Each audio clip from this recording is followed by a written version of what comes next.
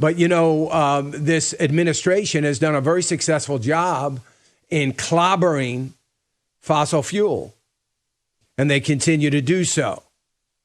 So this is coming home to roost, and it's going to come home to roost out of our pockets.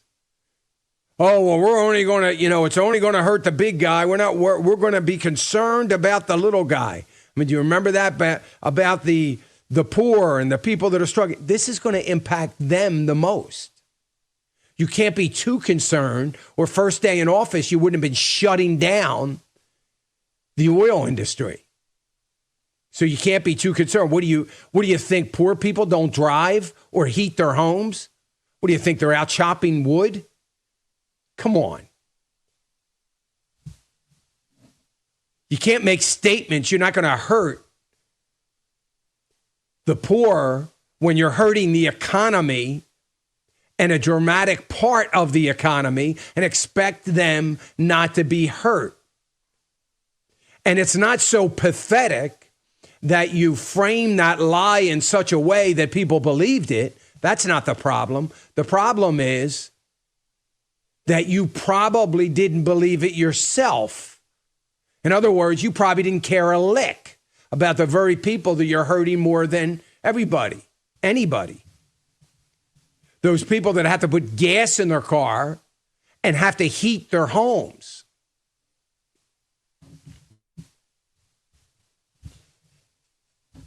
Now we're going to have Medicare problems, Medicaid problems as well.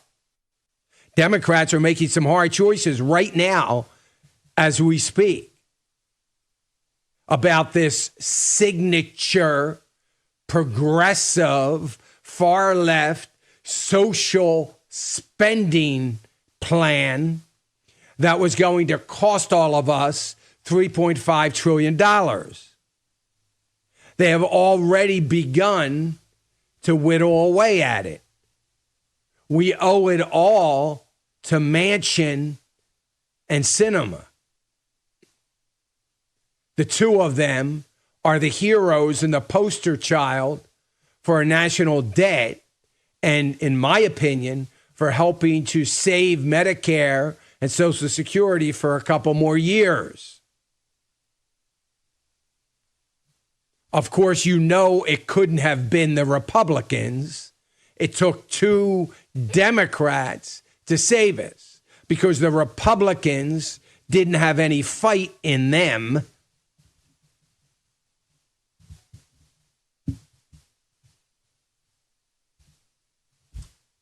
So they're abandoning certain things. The Democratic Party, the free community college, gone. Well, wait a minute, can't do that. That was Bernie's thing, wasn't it? Well, Bernie, guess what? You're going to have to vote for the bill without it.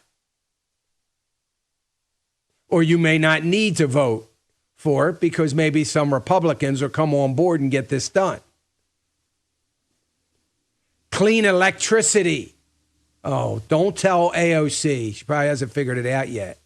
But the clean electricity thing that is part of the bill is going to be dropped. They were trying to force utility companies to comply and penalize them if they didn't comply. Well, they wouldn't have been able to comply because it would have been impossible to comply and still provide electricity to homes. So they would have never been able to comply. So that piece of the income stream for the far left is not coming in. That looks like that's going to be gone. Expanding the child tax credit and expanding Medicaid, that's out. We probably will have a wealth tax, but even Nancy Pelosi now on CNN the other day said it's only about 10% of what they need to pay for the plan. Of course, they didn't ask her exactly where the other 90% was going to come from. Wait a minute. She's saying that the wealth tax is only going to cover about 10% of the plan, and the plan has been reduced by about $1.5 to $2 trillion. And it's still only covering 10%. So where was all the money going to come from for the $3.5 trillion? Does anybody know? Yeah, it was coming off the backs of middle class and the lower class. It was coming by way of taxes that we haven't even heard of yet.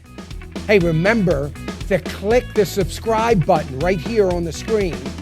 And don't forget to hit the notification bell so you'll be notified when new content is added.